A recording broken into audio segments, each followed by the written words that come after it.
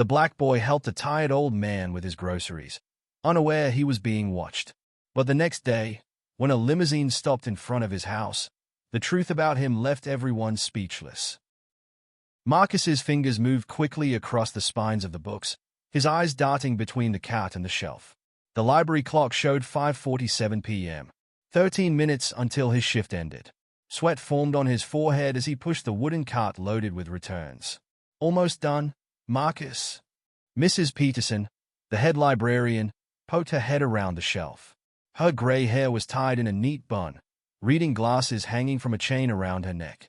Yes, just finishing the fiction section. Marcus grabbed 3 more novels, checking their call numbers. You can leave them for tomorrow if you need to get home, she said, her voice soft with concern. Marcus shook his head, shelving the last book. It's okay. Mom knows I might be a few minutes late. The morning conversation with his mother played in his mind as he worked. She'd been sitting at their small kitchen table, bills spread out in front of her, calculator in hand. The electric bill went up again, she'd said, circles under her eyes. Your library job helps, baby, but I can pick up more hours, Marcus had offered, watching her shake her head before he could finish. Your grades come first. We'll manage. Back in the present, Marcus checked his watch again. 5:52 p.m. He grabbed his backpack from behind the circulation desk, waving goodbye to Mrs. Peterson. The evening air hit his face as he stepped outside. Main Street was busy with people heading home from work. Marcus walked quickly, his worn sneakers hitting the concrete in a steady rhythm. The shopping district loomed ahead, where the nice stores were, the ones where security guards followed him whenever he went inside. Thompson's clothing store was the worst. As he passed, Mr. Thompson stood in the doorway, arms crossed. His eyes tracked Marcus like a security camera. Evening, Marcus said politely, like his mother had taught him. Mr. Thompson just nodded, his expression unchanged. Marcus kept walking, his shoulders tense. The sun was starting to set, casting long shadows between the buildings. He needed to hurry. His mom would be starting dinner soon, and she hated eating alone. That's when he saw the old man. The elderly gentleman stood on the sidewalk outside Morton's grocery, surrounded by brown paper bags. He held a wooden cane in one hand, trying to bend down to pick up a bag that had tipped over, spilling cans onto the concrete. Marcus stopped. His watch read 6:05 p.m. Mom would be worried if he was too late. But the old man's hands were shaking as he attempted to reach the fallen groceries. Across the street, a man in an expensive suit stood watching. He wore dark sunglasses despite the fading light, and something about his stillness made Marcus uneasy. But the old man was still struggling. Marcus took a deep breath and crossed the sidewalk. "Excuse me, sir? Would you like some help?" The old man looked up, relief washing over his weathered face. "Oh, thank you, young man. These bags are giving me more trouble than I expected." Marcus knelt down, gathering the scattered cans. "No problem at all. I'm Marcus. John," the old man said, smiling. His white hair caught the evening light, and his eyes crinkled at the corners. "John Williams. You're very kind to stop." Marcus collected the remaining bags. "Which direction are you headed, Mr. Williams?" "Oak Street. But that's out of your way, I'm sure." "Not at all." Marcus adjusted the bags in his arms. "I'll walk with you." Across the street, the man in the suit took out his phone, typing something. Marcus felt the man's gaze behind those dark glasses but focused on Mr. Williams instead. "These bags are heavy," Marcus said, falling into step beside the older man. "Did you walk here from Oak Street?" Mr. Williams nodded, his cane tapping against the sidewalk. "I usually drive, but my son has my car today. Thought I could manage the walk." He chuckled. "Pride makes fools of us all sometimes." They walked slowly, Mr. Williams setting the pace with his cane. Marcus noticed how the old man's breath came in short bursts, how his free hand trembled slightly. "We can take a break if you need to rest," Marcus offered. No, I'm fine. Just not as young as I used to be." Mr. Williams paused. "Don't you need to get home? Your parents must be expecting you." "Just my mom," Marcus said. "She'll understand." They passed more shops, the windows starting to light up as dusk settled in. The man in the suit was gone now, but Marcus could swear he caught glimpses of a dark car moving slowly along the street parallel to them. "What grade are you in, Marcus?" Mr. Williams asked as they walked.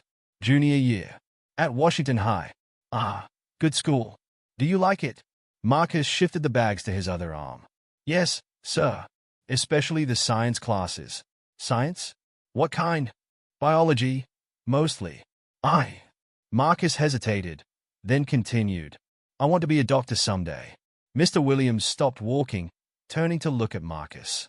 Something flickered in his eyes. Interest. Maybe even excitement. A doctor? That's a fine goal. What kind of medicine interests you? Emergency medicine. I want to help people when they need it most. Marcus looked down at his worn sneakers. But medical school is expensive. Really expensive. They started walking again, slower now. Mr. Williams was quiet for a moment. You know, he finally said, the most important quality in a doctor isn't what they learn in medical school. It's their heart. Their willingness to help others. He gestured at the grocery bags Marcus carried. Like stopping to help an old man with his shopping. Marcus felt his face grow warm. Anyone would have helped. No, Mr. Williams said firmly. They wouldn't. I stood there for quite a while before you came along. Plenty of people passed by. They turned onto Oak Street. The houses here were bigger, set back from the road with manicured lawns. Mr. Williams stopped at a large brick house with white columns. This is me, he said, reaching into his pocket. Please, let me give you something for your trouble. Marcus shook his head, setting the bags down carefully on the porch. No, thank you, sir. I didn't help for money. All the more reason you deserve it. Really, Mr. Williams, helping others, it's just the right thing to do. The old man studied Marcus for a long moment, then smiled. Your mother must be very proud. I hope so, Marcus said, checking his watch. 6:45 p.m. I should get going. Will you be okay with the bags from here? Yes, yes. My housekeeper is inside. Mr. Williams extended his hand. Thank you, Marcus. Truly. Marcus shook the offered hand, noting the strength still present in the old man's grip despite his frail appearance. Have a good evening, Mr. Williams. As Marcus turned to leave, he caught movement in an upstairs window, a silhouette watching. Something about it reminded him of the man in the suit. But when he looked again, the window was empty. Marcus walked quickly now, the street lights flickering on around him. His mother would be worried, but when he told her why he was late, she would understand. She always did. Behind him, in the gathering darkness, Mr. Williams stood on his porch, watching until Marcus disappeared around the corner. Then he picked up his phone and made a call. James? Yes. I just met the most remarkable young man. The evening breeze ruffled Marcus's shirt as he walked alongside Mr. Williams the next day. His library shift had ended at the same time, and he'd found the old man waiting outside Morton's grocery again, this time with a knowing smile. I thought I might find you here, Mr. Williams said, holding his cane in one hand and a single grocery bag in the other. Though I confess, I brought a lighter load today. Marcus reached for the bag automatically. You didn't have to wait for me, Mr. Williams. Please, call me John. The old man released the bag to Marcus's care. And I wanted to. It's not often I find good conversation these days. They fell into step together, Marcus matching the older man's pace. The bag was indeed lighter today, milk, bread, and what felt like a few cans. Marcus handled them carefully, aware of the eggs tucked in one corner. How was school today? Mr. Williams asked, his cane tapping a steady rhythm on the sidewalk. Good. Had a biology test. Marcus shifted the bag to his other hand. We're studying the cardiovascular system. Ah, the heart. Mr. Williams' eyes lit up. Fascinating organ. Did you know I used to dash? He stopped himself, clearing his throat. Well, tell me what you learned. Marcus launched into an explanation of ventricles and arteries, his voice growing animated. Mr. Williams nodded along, occasionally asking questions that made Marcus think deeper about the subject. You really do love medicine, don't you? Mr. Williams observed as they waited at a crosswalk. Marcus's enthusiasm dimmed slightly. Yeah, ever since I was 8. What happened when you were 8? The memory surfaced easily. It always did. My dad had a heart attack. I was home alone with him. Mom was at work. Marcus paused as they crossed the street.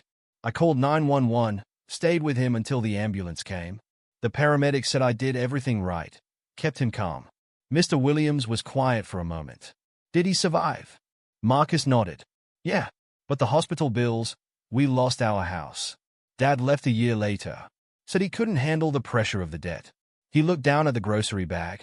Mom worked 3 jobs to keep us afloat. Still does too. Plus my library job. That's a heavy burden for a young man. Life's heavy sometimes. Marcus straightened his shoulders. But you adapt, right? They passed Thompson's clothing store. Mr. Thompson wasn't in the doorway today, but Marcus could feel eyes on him through the window. Mr. Williams noticed too. Does that happen often? He asked quietly. The watching? Yeah, but it's okay. Mom says actions speak louder than assumptions. Mr. Williams's grip tightened on his cane. Your mother sounds like a wise woman. She is. Marcus smiled. She's the one who taught me to help others when I can. Says it makes the world lighter for everyone. They turned onto Oak Street, the large houses looming ahead. Marcus had noticed yesterday, but in the daylight, it was even more apparent how wealthy this neighborhood was. Each house could probably fit 3 of his family's apartment. Speaking of helping, Mr. Williams said, reaching into his pocket as they approached his house. I insist on paying you for your time. Marcus shook his head. No, sir. Really, I appreciate it. But I'm not helping for money. Everyone needs money, Marcus. Especially future doctors. Maybe. But some things. Marcus set the grocery bag down carefully on the porch steps. Some things are worth more than money. Like knowing you helped someone who needed it. Mr. Williams studied him for a long moment. In an upstairs window, Marcus caught another glimpse of movement. The same silhouette as yesterday. This time, he was sure it was the man in the suit. You remind me of someone, Mr. Williams said softly. A young man I knew many years ago. He had the same principle. He smiled. Do you know what happened to him? Marcus shook his head. He became one of the finest doctors I ever knew. Mr. Williams's eyes grew distant. Saved many lives, including mine. Before Marcus could respond, the front door opened. The man in the suit stood there, his dark glasses gone but his expression just as unreadable. Dad, he said, nodding to Mr. Williams. Your medication is due. Mr. Williams waved his hand dismissively. Yes, James. I haven't forgotten. He turned back to Marcus. Thank you again, young man. Perhaps I'll see you tomorrow. I'd like that, Marcus said, trying not to fidget under James's intense stare. Same time? Same time. Mr. Williams picked up the grocery bag, refusing his son's attempt to take it. I can manage this much, James. Marcus backed away from the porch, waving goodbye. As he turned to leave, he heard James speak quietly to his father. Is that him? Yes, Mr. Williams replied. That's the one. Marcus walked faster, his mind racing. Something was happening here, something more than just helping with groceries. But what? The sun was setting by the time he reached his neighborhood. The apartments were small, the paint peeling in places, but there were flowers in most windows. His mother had taught him that beauty could grow anywhere if you cared enough to nurture it. He climbed the stairs to their third-floor apartment, mentally preparing for the conversation ahead. His mother would want to know why he was late again. She worried, even though she tried not to show it. Inside, he found her at the kitchen table, medical bills spread out in front of her like yesterday. Her nursing scrubs were wrinkled from a long shift, her hair escaping its neat bun. Marcus! She looked up, relief crossing her face. You're late again, baby. Sorry, Mom. He dropped his backpack by the door. I was helping someone with their groceries. She raised an eyebrow. 2 days in a row. Same person, actually. Marcus sat down across from her. An older man named Mr. Williams. Lies on Oak Street. Oak Street. Her forehead creased with concern. Marcus, those people. His different. Mom. His kind. We talked about medicine, about becoming a doctor. Her expression softened. Baby, you know I want that for you. But, I know. Marcus reached across the table, squeezing her hand. We'll figure it out. One day at a time, right? She smiled, the worry lines around her eyes deepening. One day at a time. She stood up, gathering the bills into a neat pile. Now, help me with dinner. These bills won't solve themselves, but at least we can eat while we worry about them. Marcus got up to help, but his mind was still on Oak Street. On Mr. Williams and his son James. On the way they looked at him, like they knew something he didn't. Tomorrow, he decided. Tomorrow he'd find out what was really going on. In his pocket, his phone buzzed. A text from an unknown number. "Thank you for helping my father." Marcus stared at the screen, questions multiplying in his mind. How had James gotten his number? And more importantly, what did it mean? The answers would come soon enough. For now, there were dishes to wash and homework to do. One day at a time, just like his mother said. But something told him tomorrow would be different. Very different indeed. Inside his study, John Williams sat in a high-backed leather chair, watching his son James pace the room.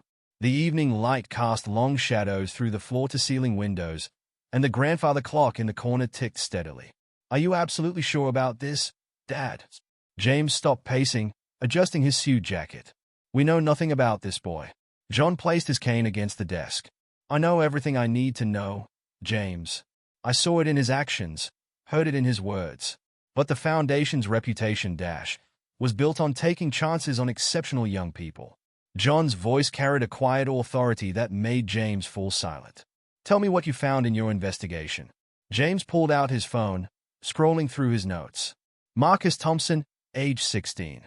Lives with his mother, Sarah Thompson, a nurse at County General. Works part-time at the public library. 4.0 GPA despite his work schedule. He paused. Father left when he was 9, after medical bills bankrupted the family. And his character? Teachers speak highly of him. Volunteers at the hospital on weekends. No disciplinary issues. James sat down across from his father. "But Dad, plenty of kids have good grades and clean records." John leaned forward. "Did you watch him today?" "Really watch him?" "Yes." "And?" James sighed. "And he treated you with respect. Refused payment. Handled your groceries carefully." He ran a hand through his hair. "But that could all be an act." "No." John shook his head. "You can't fake that kind of genuine kindness. He reminds me of someone." "Don't say it, you." John smiled at his son's discomfort. "Before Harvard Law, before the suits and the Foundation. When you believed in helping people simply because they needed help." James stood up again, walking to the window. Below, the streets of Oak Street were quiet, the last rays of sunlight fading. "That was different, was it?" John picked up his phone, showing James the screen. "I made some calls. His biology teacher says he's brilliant. Could have skipped a grade, but stayed back to help support his mother." He swiped to another email. "The hospital volunteer coordinator says he spends extra hours with elderly patients who don't get visitors." Dad The Foundation needs more than just bright minds, James. It needs hearts that understand service. John's voice grew firm. "Call the board. Schedule a meeting for tomorrow." Across town, Marcus sat at his desk, textbooks open but his mind elsewhere. The mysterious text from James still bothered him. He'd shown it to his mother, who shared his concern. "Be careful, baby," she'd said, stirring pasta for dinner. "Rich people, sometimes they have different motives." A knock at his bedroom door interrupted his thoughts. His mother entered, still in her scrubs from her evening shift. "Homework going okay?" she asked, sitting on his bed. "Yeah." Marcus closed his biology book. "Mom, can I ask you something?" "Always." "Do you ever feel like something big is about to happen? Like everything's about to change?" She was quiet for a moment, studying him. "Is this about Mr. Williams?" "Maybe." Marcus turned in his chair to face her. "There's something different about him. The way he asks about medicine, about my dreams. And his son watching me. Trust your instincts," she said finally. "You've always had good ones. Like your father. Before." She trailed off. "I've been thinking about Dad lately," Marcus admitted. "About the heart attack. About wanting to be a doctor." His mother reached out, touching his cheek. "He would be proud of you. Despite everything that happened after, he would be proud of the man you're becoming." Back in the Williams mansion, James sat at his desk, surrounded by papers. The Foundation's files were spread out before him, previous scholarship recipients, success stories, failures. His father's words echoed in his mind. His phone rang. "Mr. Williams," the voice said when he answered. "The board can meet tomorrow at 2 p.m. "Thank you." James hung up, then dialed another number. "Detective Mills? I need a complete background check on Marcus Thompson and his family." "Yes, full detail. By tomorrow morning." The night deepened. In 3 different parts of the city, 3 people lay awake. Marcus, staring at his ceiling, wondering about tomorrow. Sarah Thompson, worrying about her son's future. And John Williams, smiling in the darkness, knowing he'd found something special. Morning came too quickly. Marcus dragged himself out of bed at 6 a.m., his usual routine feeling somehow different. Everything felt charged, like the air before a storm. At Washington High, his teachers noticed a distraction in him that wasn't usually there. Even in biology, his favorite class, he found his mind wandering to Oak Street. Marcus. Mrs. Chen, his biology teacher, called him back after class. Is everything all right? You seemed elsewhere today. Sorry, Mrs. Chen. Just a lot on my mind. She nodded, then hesitated. Someone called about you yesterday. From the Williams Foundation. Marcus's head snapped up. The what? A medical scholarship foundation. They asked about your performance, your character. She smiled. I told them the truth, that you're one of the finest students I've ever taught. Marcus left the classroom in a daze. The Williams Foundation. Was that what this was all about? At the foundation's offices downtown, the board meeting was about to begin. James stood at the head of the conference table, his father seated to his right. Board members filled the other seats, all in expensive suits, all watching expectantly. Ladies and gentlemen, James began, we're here to discuss a potential recipient for the Emergency Medicine Scholarship. He distributed folders. The candidate is Marcus Thompson, age 16. Bit young, isn't he? Someone asked. Yes, James acknowledged. But his qualifications?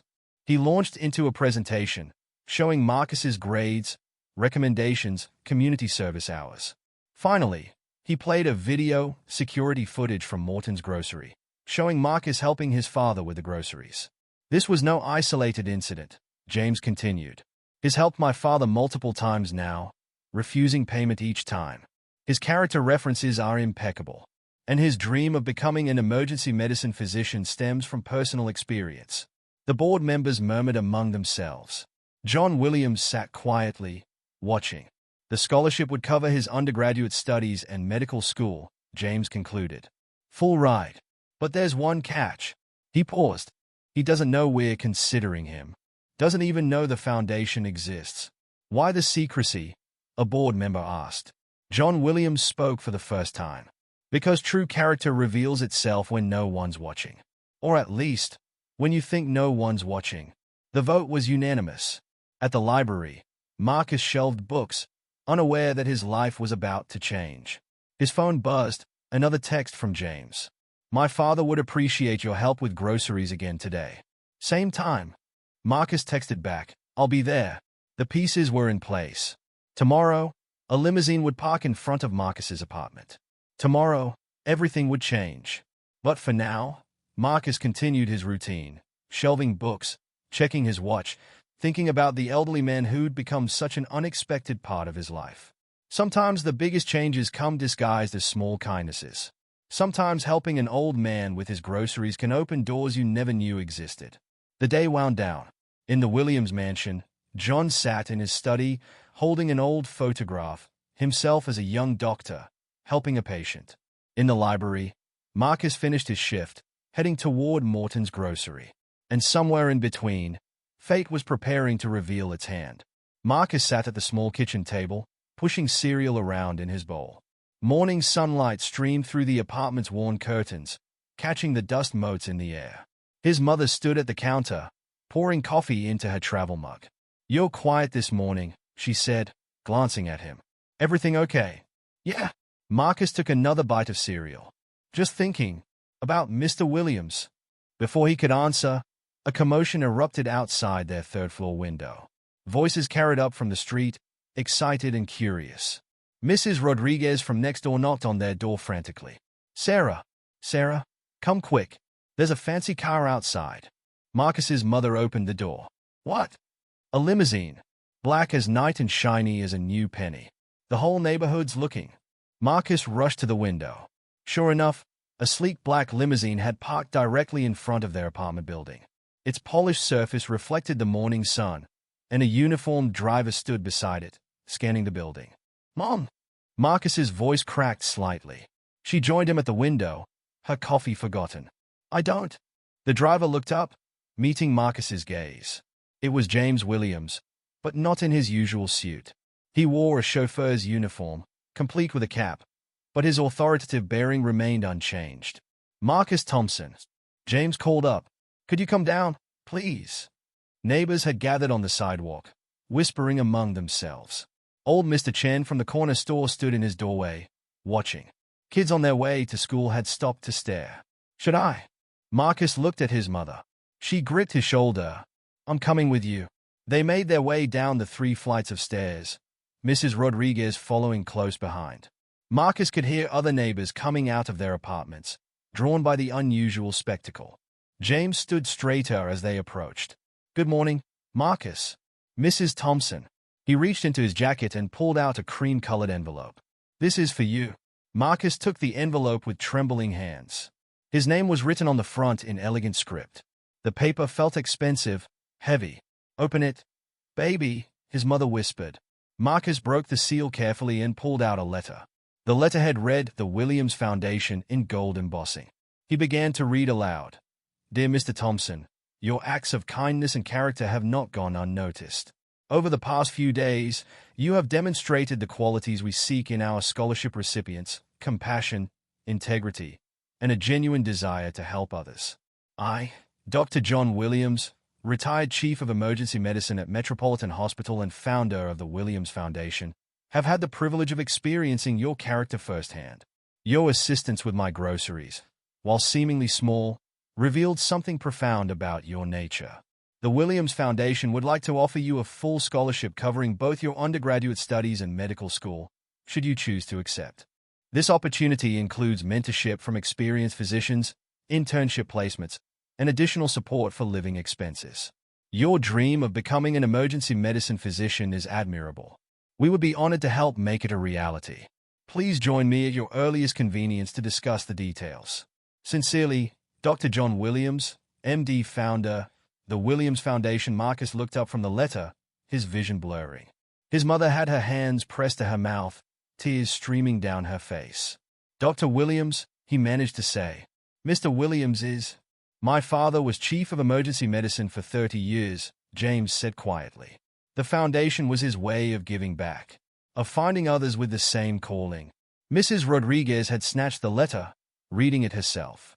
"Dios mío. Medical school. Our Marcus, a doctor." The news spread through the gathered crowd like wildfire. Cheers erupted. Mr. Chen disappeared into his store and returned with a box of candy bars, passing them out to celebrate. "I don't understand," Marcus said, still dazed. "How did you?"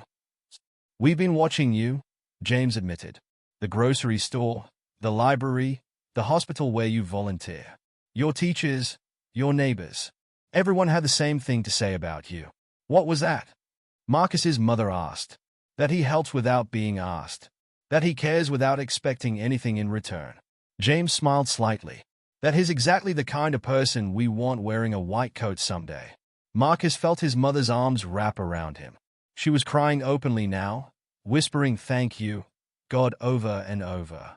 "There's more," James said. He opened the limousine's door. "My father would like to meet with you properly. Both of you." Marcus looked at his mother. She wiped her eyes, straightening her nurse's scrubs. "I'm supposed to be at work." "I've already called the hospital," James said. "They've given you the day off. Paid." More neighbors had joined the crowd. Someone started clapping, and soon everyone joined in. Marcus felt overwhelmed, his head spinning with possibilities he'd never dared to consider. "Should we change?" his mother asked, gesturing at Marcus's school clothes and her scrubs. James shook his head.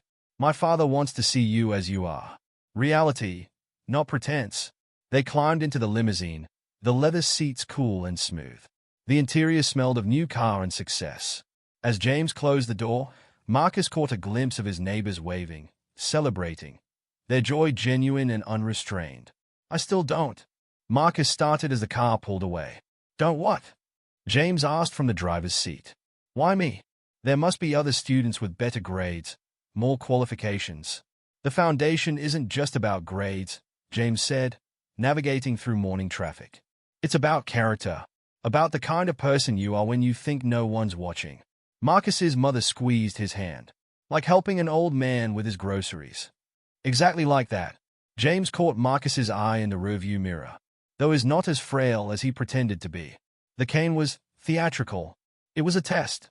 Marcus felt a flicker of hurt. No, James said firmly. It was an opportunity. One you didn't know existed, which made your response genuine. They turned onto Oak Street. The houses looked different in the morning light, less intimidating somehow.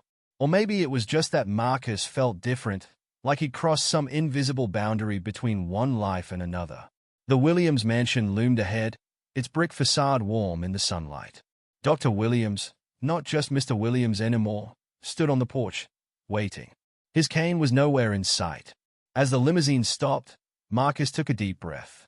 "Mom, I'm right here, baby." She squeezed his hand again. "Right here." They stepped out into the morning air, into a future that had suddenly expanded beyond their wildest dreams.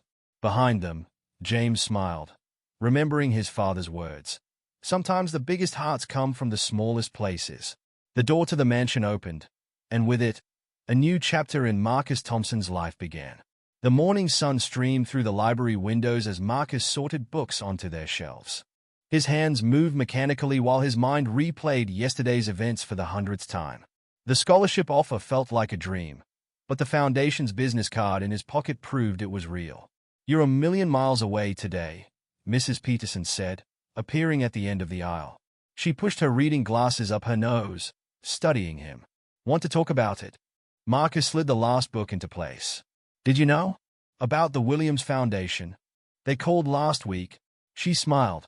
"Asked about your character, your work ethic. I told them you were the best student helper I've had in 20 years. Why didn't you say anything?" "They asked me not to." She leaned against the shelf. "But more importantly, what are you going to do about it?" Marcus sat on his bookcat, shoulders slumping. "I don't know. It feels too good to be true. Or maybe," Mrs. Peterson said gently, "it feels like charity." The word hit him like a physical blow. He'd been avoiding it, but there it was. Charity. His father's voice echoed in his memory, from one of their last conversations before he left. "A man provides for himself," his father had said, packing his bags. "Doesn't take handouts. Doesn't burden others with his problems." "Marcus." Mrs. Peterson's voice brought him back. "Where did you go just now?" "Thinking about my dad." He stood up, straightening books that didn't need straightening. He had strong opinions about accepting help. "And what does your mother think?" The scene from breakfast flashed through his mind. His mother, still in her nightgown, spreading the scholarship documents across their kitchen table. "Baby," she'd said, "this isn't just about you. This is about every patient you'll help someday. Every life you'll save." Her eyes had filled with tears. "Don't let pride stand in the way of your purpose." "She wants me to accept," Marcus told Mrs. Peterson. "Says it's an opportunity, not charity." "Smart woman. Your mother." Mrs. Peterson checked her watch. "You know what? Take the rest of your shift off. Go talk to Dr. Williams. Really talk to him. But the returns dash. We'll be here tomorrow." She shooed him toward the door. "Go." 20 minutes later, Marcus stood outside the Williams Foundation office downtown. The building wasn't as imposing as he'd expected, just 6 stories of red brick with modest signage. Inside, a security guard nodded him through, as if expecting him. The elevator carried him to the 4th floor. James stood waiting, his usual suit back in place. "Marcus." He gestured down a hallway. "Dad's waiting in the conference room. But first, there's someone I want you to meet." They turned into a small office where a young woman sat behind a desk. She looked up, smiling. "Marcus, this is Dr. Lisa Chen," James said. "One of our first scholarship recipients." Marcus's eyes widened. "Dr. Chen? Like?" "Yes," she laughed. "Mrs. Chen from your biology class is my mother. Small world, isn't it? You went through the program 10 years ago." She stood, revealing a white doctor's coat. "Now I'm a pediatric surgeon at Metropolitan, and I serve on the Foundation's board." "Did you?" Marcus hesitated. "Did you feel weird about accepting the scholarship?" Her expression softened. "I felt guilty at first, like I didn't deserve it." She perched on the edge of her desk. "Want to know what changed my mind?" Marcus nodded. "My first solo surgery. 6-year-old girl with appendicitis. When I saw her parents afterward, saw their relief, their gratitude." She shook her head. "In that moment, I realized the scholarship wasn't about me. It was about her, about every patient I'd help. That's what my mom said. Your mom's a nurse, right? She understands. Dr. Chen stood. The foundation didn't just give me a career, Marcus. They gave me a way to make a difference. James cleared his throat. Dad's waiting. They found Dr. Williams in the conference room, surrounded by photographs. As Marcus approached, he realized they were all doctors in white coats, standing in hospitals, treating patients. Our graduates, Dr. Williams said, noticing Marcus's interest. Every one of them started where you are now. Uncertain, wondering if they deserved it. Marcus sank into a chair. How did you know? Because I felt the same way once. Dr. Williams sat across from him. Did James tell you my story? How I started the foundation? Marcus shook his head. I grew up poor. Single mother, like you. Wanted to be a doctor more than anything. He smiled distantly. Then one day, an old man collapsed in front of me. Heart attack. I kept him alive until the ambulance came. Marcus's breath caught. Like me with my dad. Exactly like that. And that man? He was a retired surgeon. He paid for my medical school. Dr. Williams leaned forward. Sometimes, Marcus, help comes disguised as groceries. Or heart attacks. Or chance meetings on street corners. But Marcus struggled to find the words. What if I fail? What if I let everyone down? Then you'll get up and try again. Dr. Williams' voice was firm. The foundation isn't just money, Marcus. It's mentorship, support, a community. We don't just write checks. We invest in people. James stepped forward, laying a folder on the table. The official paperwork. Take it home. Discuss it with your mother. But Marcus. He waited until Marcus met his eyes. Don't let pride rob the world of a good doctor. Marcus picked up the folder, its weight somehow less burdensome than before. Can I ask one thing? Of course. The groceries. Was any of it real? Dr. Williams laughed. Oh, the groceries were real. Though I could have carried them myself. But sometimes the best way to measure a person's character is to need their help. On his way out, Marcus stopped by Dr. Chen's office again. That 6-year-old girl with appendicitis. What happened to her? Dr. Chen smiled. She's in medical school now. Sometimes things come full circle. The sun was setting as Marcus walked home, the folder tucked under his arm.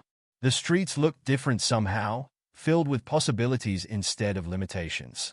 His phone buzzed, a text from his mother. Whatever you decide, I'm proud of you. Marcus smiled, quickening his pace. He had a decision to make, but somehow, it didn't feel as daunting anymore. Sometimes help wasn't charity. Sometimes it was just one person holding the door open so another could walk through. The world needed good doctors. Maybe, just maybe, he could be one of them.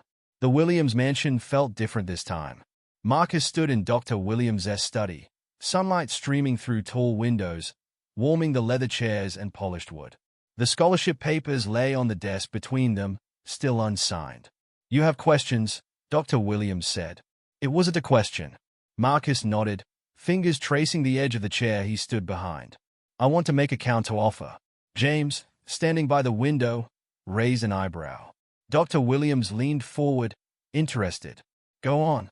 I'll accept the scholarship, Marcus said, his voice steady despite his racing heart. But I have conditions. We're listening. Dr. Williams gestured for him to sit. Marcus remained standing. First, I want to keep my library job. The scholarship covers all expenses. James started. It's not about money, Marcus interrupted. Mrs. Peterson gave me a chance when nobody else would.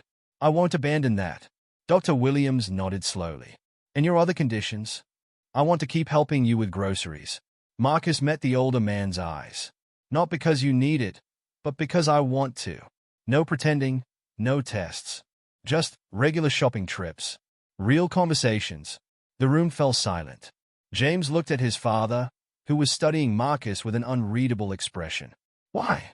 Dr. Williams finally asked. Because. Marcus took a deep breath. Because maybe this isn't just about me becoming a doctor. Maybe it's about both of us needing something we lost. You lost a son to Harvard Law. He glanced at James, who stiffened. And I lost a father to pride and debt. Dr. Williams stood slowly, walking to the window. The garden below was bright with late summer flowers. James, what do you think? I think, James said carefully, that has just proved why you chose him. Marcus watched them, father and son, standing in the sunlight. There was distance there, years of expectations and choices creating a gap neither knew how to bridge. Every Thursday, Dr. Williams said suddenly, turning back. Real groceries, real conversations. No tests, no pretense. Deal.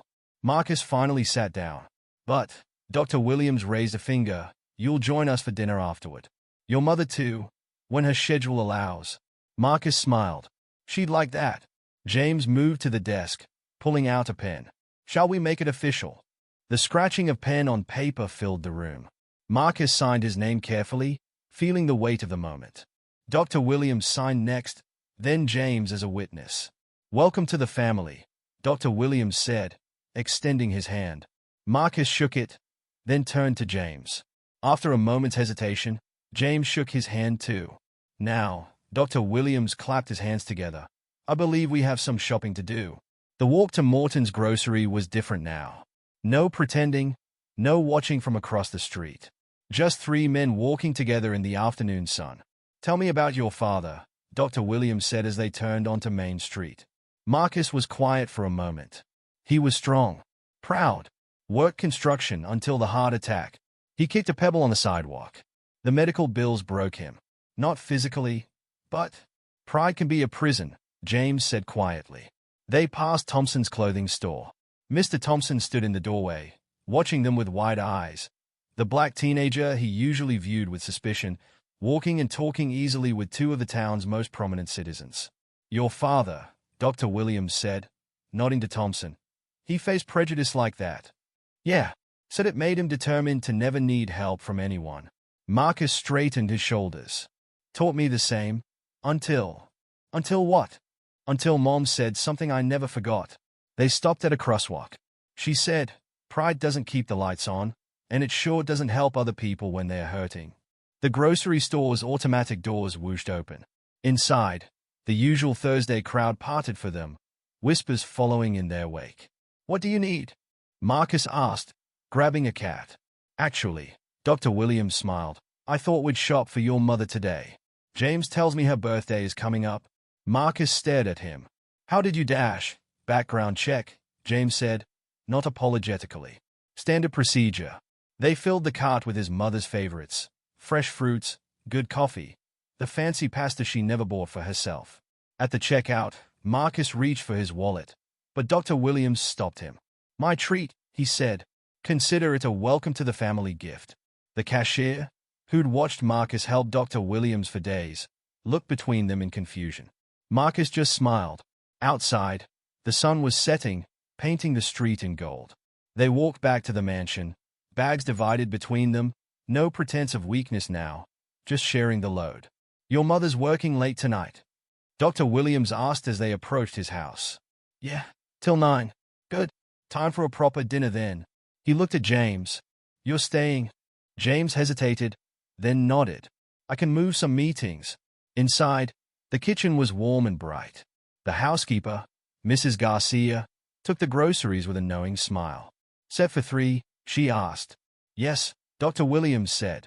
In the small dining room, they sat around a table that could have seated 12 but felt right for 3. Mrs. Garcia brought soup, then roast chicken, then apple pie that filled the room with cinnamon. To new beginnings, Dr. Williams raised his water glass. And old traditions, Marcus added. James looked between them, then raised his glass too. To family, chosen and made. Later, walking home with bags of groceries for his mother, Marcus felt lighter than he had in years. His phone buzzed, a text from Dr. Williams. Same time next Thursday. Wouldn't miss it, he replied. The apartment was dark when he arrived, but he could already picture his mother's face when she came home to find her favorite foods in the kitchen. Some gifts weren't about money or scholarships. Some were as simple as remembering what someone loves. He put the groceries away, then sat at the kitchen table. The scholarship papers, now signed, lay in his backpack. But it wasn't the papers that made him smile. It was the memory of 3 men walking down the street, sharing stories and laughter, bridging gaps that pride and prejudice had created. Sometimes family wasn't about blood. Sometimes it was about groceries, and conversations, and the courage to accept not just help, but love. 3 months passed. Marcus stood at his locker, exchanging his history textbook for biology. The hallway buzzed with pre-lunch energy, but his mind was on the acceptance letter that had arrived that morning, early admission to the pre-med program at State University. "There he is," a voice called out. "Our future doctor." Marcus turned to see Kevin, his lab partner, jogging up. "Keep it down, man." "Why?" "Everyone knows now." Kevin leaned against the lockers. "Did you hear they are putting your picture up in the guidance office? Local student receives full medical scholarship." Marcus closed his locker. "It's not a big deal." "Not a big deal." Kevin laughed. "Bro, you're having dinner with Dr. Williams again tonight, right? The same Dr. Williams who basically built half the hospital." Before Marcus could respond, Mrs. Chen appeared in the hallway. "Marcus?" "A moment." In her classroom, Mrs. Chen sat at her desk, beaming. "I hear congratulations are in order. Early admission." "Yeah." Marcus shifted his backpack. "Your daughter, Dr. Chen, she helped with my application. Lisa said you have a natural gift for medicine." Mrs. Chen's eyes crinkled. "She also said you're still helping Dr. Williams with groceries every Thursday, even though you don't have to anymore. It's not about having to." Marcus sat in a student desk. "It's about family." The word felt right now. Thursday dinners had become a ritual, sometimes with his mother when her shifts allowed, sometimes just him and Dr. Williams when James was traveling, but always filled with stories and laughter and lessons about medicine. "Speaking of family," Mrs. Chen said, "there's someone who'd like to meet you. The hospital's running a new mentorship program for high school students interested in medicine. Would you be willing to talk to them?" That's how Marcus found himself in the hospital cafeteria after school, sitting across from Jenny Martinez, a sophomore with bright eyes and fierce determination. "So you really helped Dr. Williams with his groceries?" she asked, picking at her fruit cup. "Every Thursday." Marcus smiled. "That's actually how this all started. My mom's a cleaning lady here at the hospital," Jenny said quietly. "Everyone says I should be more realistic about my dreams. That kids like us don't become doctors." Marcus leaned forward. 3 months ago, I was just a kid who worked at the library and helped an old man with his groceries. Now I'm headed to medical school." He met her eyes. "Dreams don't care where you come from, Jenny. They care about where you're going." After their talk, Marcus walked through the hospital corridors. He'd been volunteering here for months now, but it felt different. The white coats passing by weren't just doctors anymore. They were future colleagues. His phone buzzed. "Dr. Williams, don't forget, dinner at 6. Bringing someone special." Marcus checked his watch. Just enough time to change and walk to Oak Street. The route was muscle memory now, past Thompson's clothing store, where Mr. Thompson now waved instead of watched, past Morton's grocery, where he still helped elderly shoppers, scholarship or not. The Williams mansion glowed in the evening light. Marcus no longer hesitated at the door. He had a key now, a gift from Dr. Williams on his birthday. Inside, voices drifted from the study. He recognized Dr. Williams and James, but there was a third voice, older, distinguished. "Marcus," Dr. Williams called out. "Come meet someone." In the study, an elderly man in a sharp suit stood by the fireplace. His white hair and bearing reminded Marcus of Dr. Williams. "Marcus, this is Dr. Robert Chen. He was my mentor many years ago. The one who paid for my medical school." Marcus's eyes widened. "Sir, it's an honor. So this is the young man you've been telling me about." Dr. Chen smiled. "John says you've been accepted to State's pre-med program." "Yes, sir. Early admission. Excellent choice. Their emergency medicine program is one of the best." Dr. Chen sat in one of the leather chairs. "Tell me, why emergency medicine?" Marcus glanced at Dr. Williams, who nodded encouragingly. Because when my dad had his heart attack, the ER doctors didn't just save his life. They gave us hope. Even when the bills came, even when everything fell apart, that moment of hope mattered." Dr. Chen nodded slowly. "Hope is a powerful medicine, sometimes more powerful than anything we can prescribe." He looked at Dr. Williams.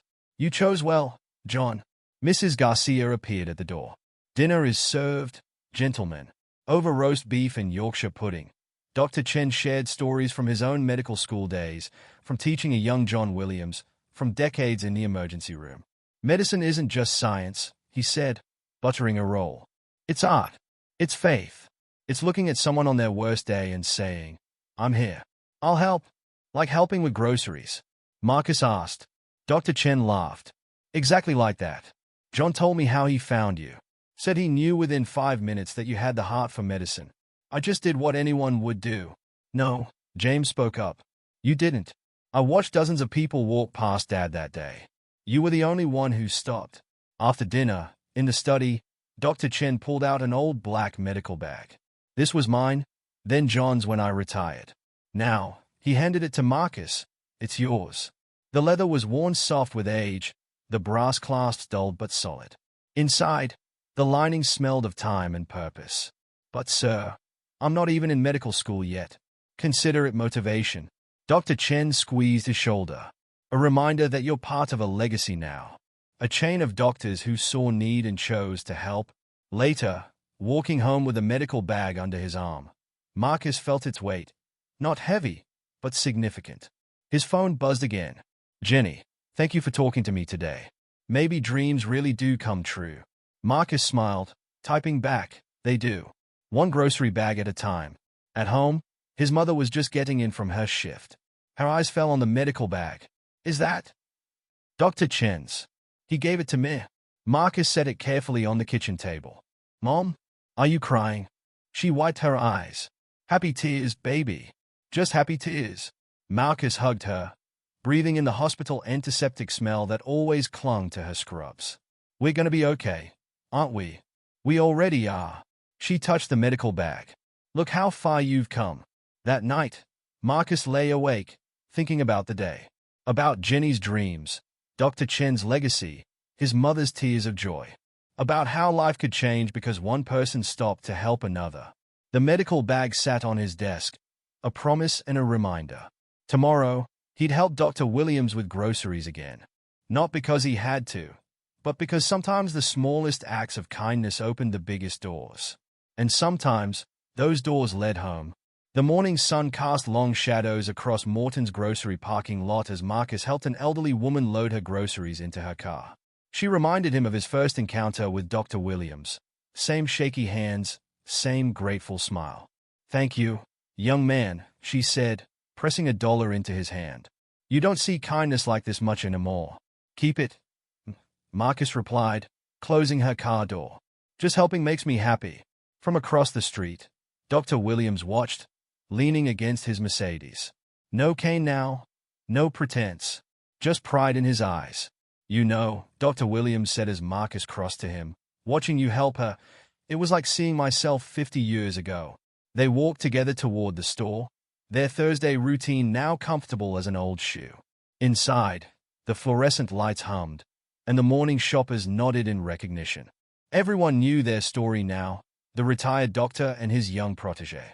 Got some news today, Dr. Williams said, selecting oranges from the produce section. The foundation board met yesterday. Marcus placed the fruit in their cart. About State University's medical program. They are interested in creating a partnership. Full scholarships for 5 students each year, focused on emergency medicine. Dr. Williams picked up a melon, testing its ripeness. Outside, James was directing the final preparations for tomorrow's ceremony. Everything okay in there? James asked, seeing his father's expression. Everything's healing, Dr. Williams replied. Later that afternoon, Marcus and his father walked to Morton's grocery together. It was Thursday, after all, so this is where it started, Robert asked as they entered. Right there. Marcus pointed to the spot where he'd first seen Dr. Williams struggling with bags. Sometimes the biggest changes look like the smallest choices. They shopped together, Marcus explaining the ritual. How Dr. Williams didn't need help anymore but valued the time together. How conversations over produce and bread had built bridges between worlds. At the checkout, Maria's son was bagging groceries.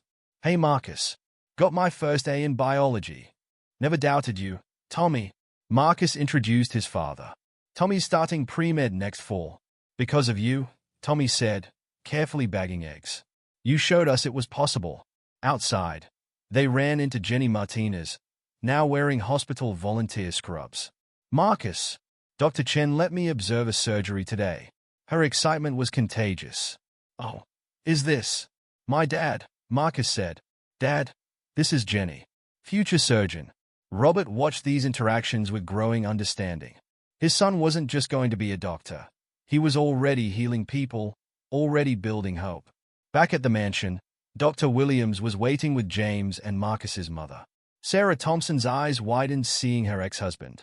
Robert. Sarah. He set down the groceries. I'm sorry. For everything. She looked at Marcus, who nodded slightly. Well, she said, you're just in time for dinner. They gathered around the dining room table, the Williams men, the Thompson family slowly healing, all brought together by an act of kindness in front of a grocery store. Tomorrow, Dr. Williams said, raising his glass, we welcome 5 new scholars to the Foundation. The Marcus Thompson Initiative begins. To new beginnings, James added. To family, Sarah said, looking at Robert.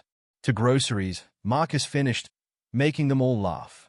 After dinner, Marcus walked his parents to their car. His father hesitated. Son, I'd like to come tomorrow. To the ceremony. If that's okay. I'd like that, Dad. Watching them drive away, Marcus felt Dr. Williams beside him. Full circle, the old doctor said. Not quite. Marcus smiled.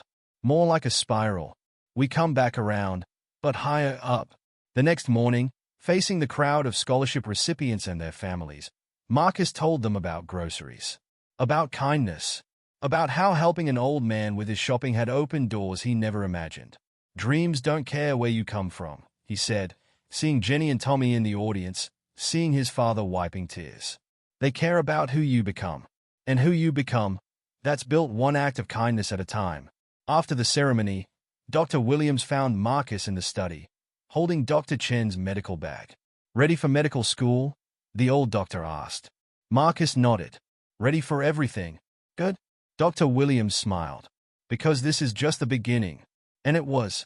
A beginning built on groceries and kindness, on pride swallowed and help accepted, on family lost and found and chosen. Marcus looked out the study window, where new scholarship recipients were taking photos, their dreams as bright as the spring sunshine. Sometimes the biggest doors opened with the smallest keys. Sometimes helping with groceries could change not just a life, but generations of lives to come. And sometimes, coming full circle meant finding your way home.